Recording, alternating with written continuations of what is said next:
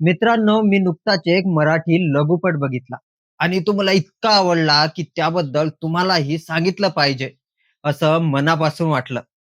नाव आहे प्राणप्रतिष्ठा. पंकज सोनवणे लिखित, दिग्दर्शित प्राणप्रतिष्ठा या लघुपटाला अनेक आंतरराष्ट्रीय चित्रपट महोत्सवांमध्ये प्रदर्शित होण्याचा मान लाभला.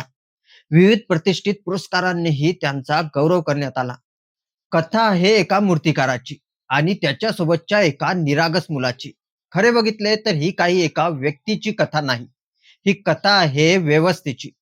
एका दगडाच्या मूर्तीचा, दगड ते देवत्व असा प्रवास, त्या दरम्यानचे परिदृश्य, घटना आणि त्यातून उलगडतं एक भीषण सामाजिक वास्तव.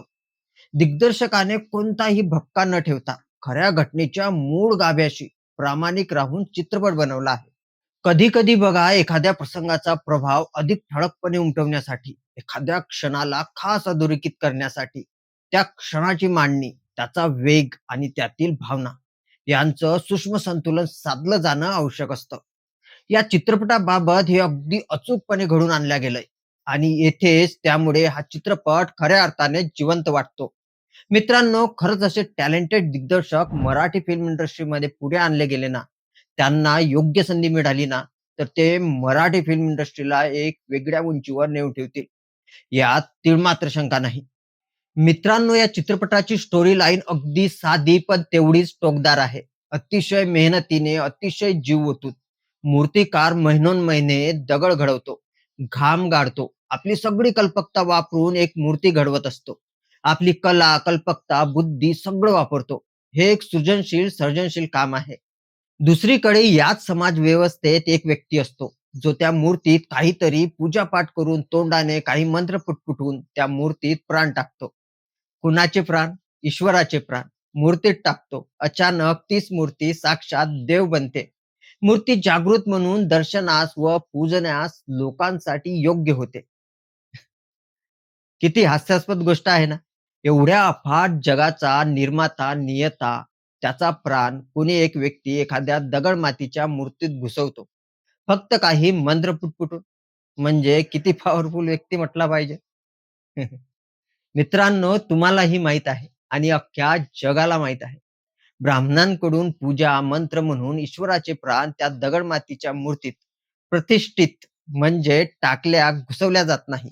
तर केवळ शास्त्रविधीचा बनाव करून ते लोकांच्या डोक्यात घुसवल्या, टाकल्या गेलेल्या असतात. ही नेमकी श्रद्धाच आहे, की एखादी व्यवस्था? बघा, आपल्या इथे या व्यवस्थेच्या शीर्षस्थानी ठाण मांडून बसलेल्यांच्या स्वार्थासाठी जे आवश्यक आहे, त्या सर्व गोष्टींना धर्म आणि श्रद्धेच्या नावाखाली संरक्षण प्राप्त करून दिलं गेलं आहे. त्यांना पवित्र मानलं गेलं आहे. मग त्या गोष्टी कितीही वेडपट, कितीही मूर्खपणाच्या असू द्या. त्यांना अगम्य, अतर्क्य, काहीतरी अद्भुत, अफाट, जादुई मानून मुकाट्याने मान्य करायचे असते. आपल्यावर तसे संस्कारच झालेले असतात. आपल्या सभोवताल, आपल्या या समाज व्यवस्थेत आपण काय बघतो? ते समूह घटक जे उत्पादक आहे, जे आपल्या श्रमाने, कष्टाने, कल्पक, सृजनशील बुद्धीने मानवी जगण्याला सुंदर, सुसह्य बनवितात आणि तरीही अधिकारहीन, सामाजिक, सांस्कृतिक आणि धार्मिक दृष्ट्या कुठलीही प्रतिष्ठा न मिळालेला, दुर्लक्षित आणि अपमानित, वेगळा पाडला गेलेला दिसतो. तर दुसरीकडे जन्मजात श्रेष्ठ, धर्माने विषयाधिकार प्राप्त, दुसऱ्याच्या श्रमकष्टावर डल्ला मारणारा, कुठलीही मेहनत न करता धर्म, संस्कार, श्रद्धेच्या नावाखाली अधिकार, पद, प्रतिष्ठा, पैसा मिळवणारा प्रथम स्थानी असतो. किती विरोधाभास आहे. आणि हा विरोधाभास समाज व्यवस्थेत किती सहजतेने लोकांनी स्वीकारला आहे. पण नेमका हाच विरोधाभास त्यावर एकही शब्द न बोलता केवळ दृश्याच्या माध्यमातून हा लघुपट आपल्या पुढे ठेवतो. विषय तर महत्वाचा आहेच, पण या लघुपटातील खासियत म्हणजे वास्तववादी अभिनय. कास्टिंग अगदी अचूक आहे. प्रत्येक पात्र चित्रपटाच्या वास्तववादी थीममध्ये चपकल बसतात. कोणीच नाट्य करत नाही. आपण चित्रपट बघतोय की खरोखरचं आयुष्य, असा भास निर्माण व्हावा एवढं अस्सल, एवढं वास्तवदर्शी.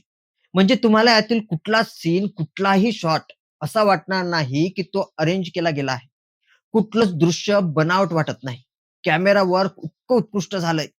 रॉ आणि हँडहेल्ड सिनेमॅटोग्राफीमुळे तुम्हाला असं वाटतं की तुम्ही केवळ प्रेक्षक नाही, तर त्या घटनेचे साक्षीदार आहात. नेमकं आणि प्रभावी. सगळं जणू आपल्याच अवतीभोवती घडणारं वाटतं. त्यामुळे हा चित्रपट मनात अगदी खोलवर जाऊन बसतो. तर मित्रांनो, प्राणप्रतिष्ठा हा फक्त लघुपट नाही. तो एक आरसा आहे आपल्या समाज व्यवस्थेचा. सुमारे 15 मिनिटाच्या या लघुपटाचे प्रसारण हमारा मूव्ही या YouTube चॅनलवर उपलब्ध आहे. तेव्हा वेळ काढा, पहा, शेअर करा आणि माझ्या चॅनलला सबस्क्राईब करायला विसरू नका. भेटूया पुढल्या व्हिडिओमध्ये.